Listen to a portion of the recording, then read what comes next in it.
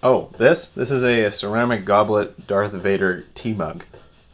Oh, and it's also my top 10 films of 2015 list.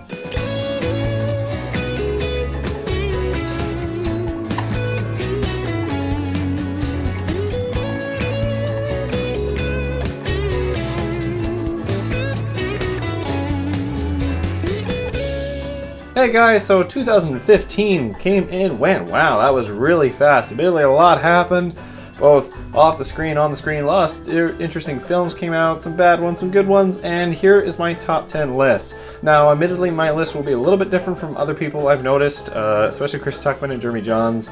A few films that were kind of under the wire really impacted me, and I've noticed that it's on some people's lists, while some of these films are... Some of you are probably going to go, what the heck is this? But this is what I thought was my personal favorite of the year, and admittedly it might be a little bit different from what you thought, what a lot of other people thought, but it's just films that have stuck with me. And these aren't films that I saw entirely in theaters, because some of them I couldn't. There were just physically some I couldn't. Also, I haven't seen The Revenant yet, obviously because I'm not that big of a dude yet, and same with The Hateful Eight. So unfortunately I can't put those on my list because as much as I wanted to, I didn't watch them in some other shady form because I wanted to experience them on the films, and probably they're going to be on my list for next year. I apologize for that. So first off, I'll start with my honorable mentions. I'm not ranking them, I'm just saying ones that I like that are on my list here. Bridge of Spies. I like this. Good Spielberg film, good Tom Hanks film.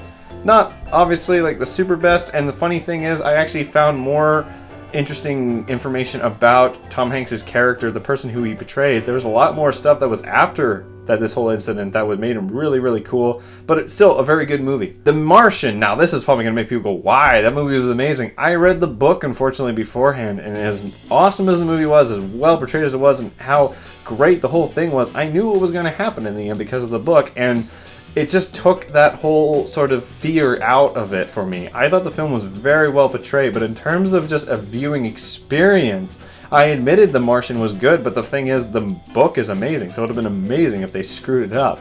So the film was really great, but in terms of my own viewing experience, that's why I'm putting it an honorable mention. Another was Unfriended. Now, this is another very odd one, but I just liked the idea. I thought it was a cool way to express horror. And admittedly, it looked like a cheap idea, and I thought it worked. They tried this with The Den a few years ago, but it didn't work out as well, and I thought Unfriended was not only just a really cool horror film using really cool elements, but also it was kind of a good anti-bullying ad. Really interesting, shows the effects and whatnot. Another honorable mention, this is one that I really wanted to put on my list, but I just couldn't, was The Man from U.N.C.L.E. Admittedly, a lot of people didn't like this movie because they thought it was boring and the villain was weak. Admittedly, the villain is weak, but I just loved the characters, I loved the setting, I loved the style, I just loved how the dialogue came. I was really into this movie. I thought everything that was done by Guy Ritchie was really admirable for this type of film, and it was one of those movies that set itself up for a possible sort of trilogy maybe, but not actually, like, they focused on the film itself rather than setting up for something. However, if we get a sequel, we'll never know. But anyway, I like The Man from U.N.C.L.E. Finally, this is a movie that I really would put on my list, but I can't, and it's the Iron Giant Signature Edition. I was so happy that they are finally releasing this film on Blu-ray. The film is a fantastic film. It was great to see it in the Blu-ray quality up on the big screen and to see with the updated sound and everything, so it was a fantastic viewing experience. But obviously, I can't put that on my list. So here we go with my top 10 films of 2015. Starting off at number 10 is Justice League: Gods and Monsters. I loved this movie. Not only was it Bruce Timm finally returning to the BC animated universe realm, but it was just a breath of fresh air for the whole DC universe, and it was a fantastic film. It had great reiterations of Wonder Woman, Batman, and Superman.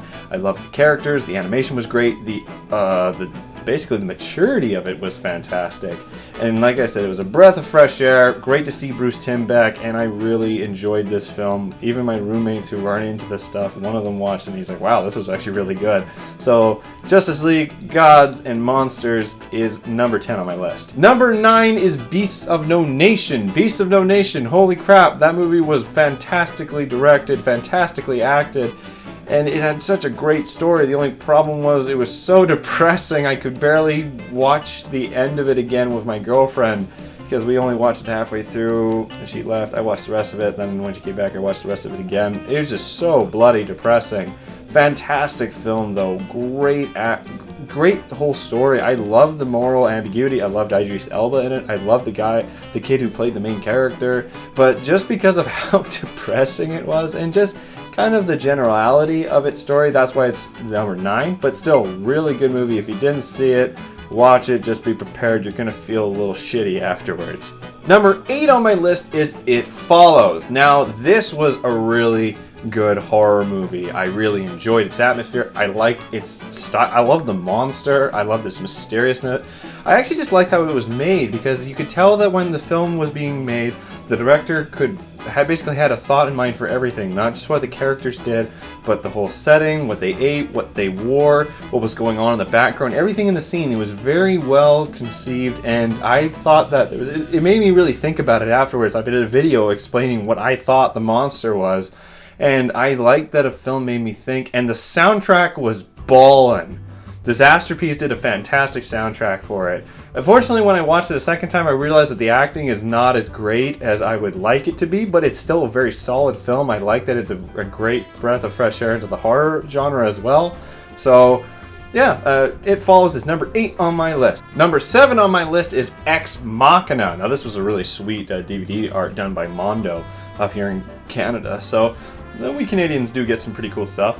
Ex Machina was a great film done by Alex Garland. It was a great look at AI, and not just what AI was, or the idea of it, but what would AI mean, the idea of it being associated with sexuality, and this really cool kind of mystery thriller almost, just who is who, like who is really playing who, and an underlining con film in a sense. The characters were fantastic. Ava was this great this great interpretation of AI in a different sense, and I just liked the whole movie. The soundtrack was really cool, the whole setting was cool. The fact that it was only had 3 people in the whole movie, yet it's still one of the movies that I just keep thinking about.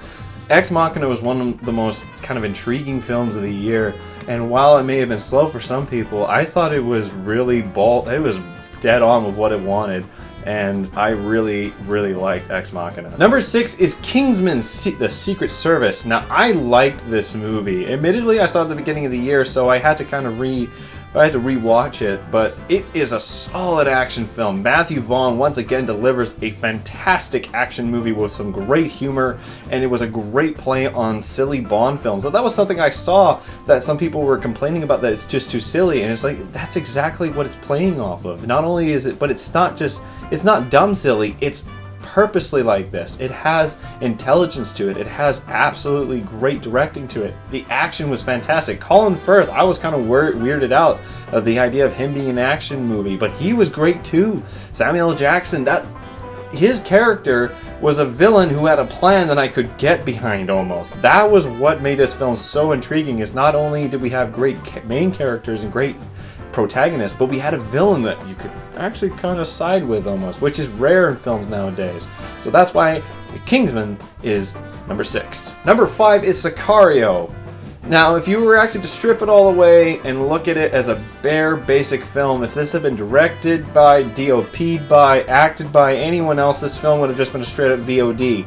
But it was so well filmed by Roger Deakins. It was so well directed by Denis Villeneuve, and it was so well acted by Emily Blunt, Benicio del Toro, Josh Brolin. It was so good.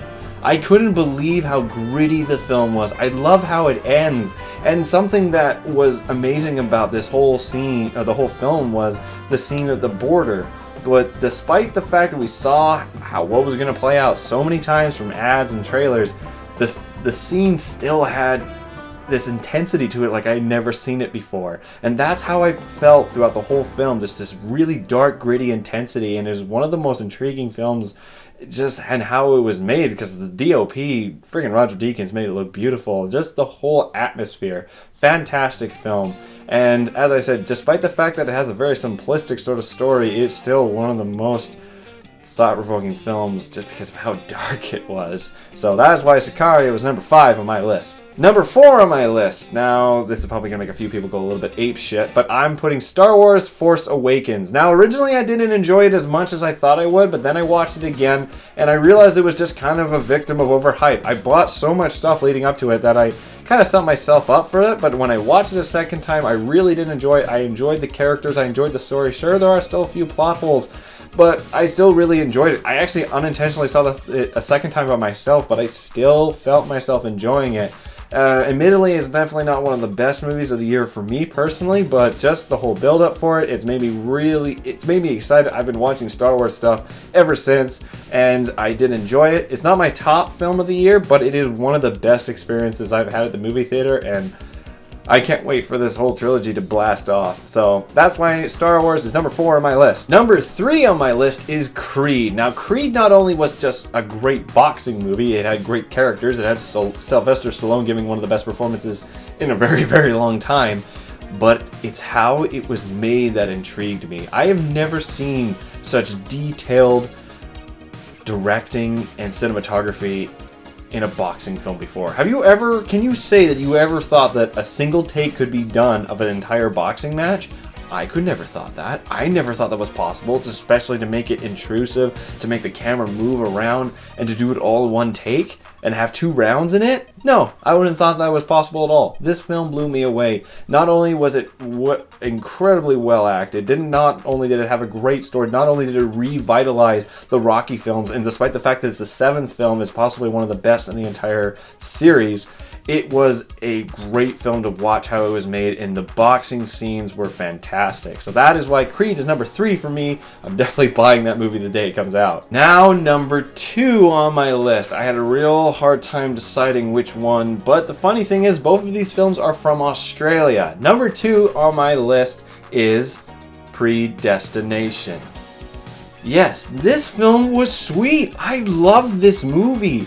I watched one time, I just was on my computer and I saw a link to it appear on YouTube. I watched it, I didn't get up. At one point I was like, maybe I'll go get a drink.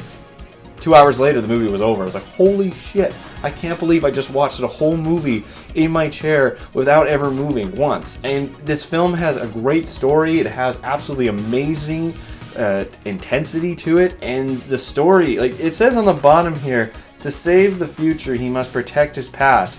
You have absolutely no idea how much that implies to the entire story. This film was so well done. The Spielberg brothers completely blew me out of the water considering the last work was Daybreakers. This film was creative, it was innovative, it was amazing to watch. I so enjoyed this film and I can't wait to watch it again. I'm going to watch it tonight with my brother, but this was one of the best movies of the year for me personally because I'm a sucker for really good time travel movies. Looper was my best film of 2013, if I'm correct.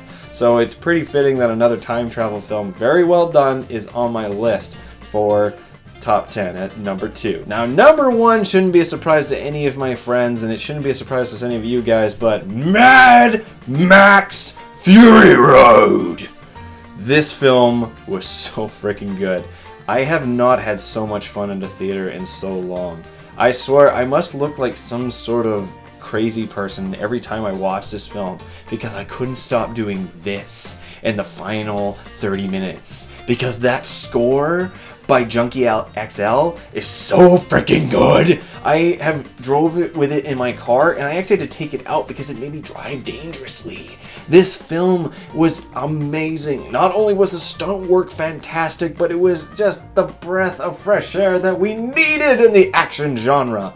It was so well done. Tom Hardy was awesome. Charlize Theron is a kick-ass female hero that we've needed for so long, and it's such a so great compared to all these crappy ass female characters we got this year. So to see these two kick ass, and Morton Joe was awesome, the action was awesome, it just never let you go, and by the time the film was over, I was spent. It was like, holy crap, I can't believe this. And I watched it again, I've watched it like 3 or 4 times at home. I still do this when the songs come on. That's how awesome Mad Max Fury Road was to me, and it deserves #1 in my opinion. So anyway, guys, that's my top 10 films of 2015. Please comment on what you thought what you thought of what I thought. I'm interested in if you had similar opinions, but like I said, like my list is probably a little bit different from what you would have or what other people would have, but that's personally, those are the movies that have been in my head the whole time, and those are the ones that I was looking through my ticket list. I was like, what are the ones that I don't even have to like look through my tickets to know what I liked, and those were them. So I really enjoyed those movies, and I hope that you guys kind of like my list. I'm going to be doing another list, top 10 films that you forgot. I don't do a top 10 worst because I don't see that many bad movies. I can't afford to see that many bad movies. So I'll just do a top 10 list of what you forgot you saw. And you might be surprised. Especially when I did one for last year and I was surprised. So anyway, guys, that's all for me. I hope you enjoyed this video, and thank you for watching, and thanks for subscribing to me. I know like maybe my number isn't high to a lot of people, but it was really cool to really engage with the YouTube community this year, and I can't wait to do it again next year. So anyway, that's all for me. I'll see you later.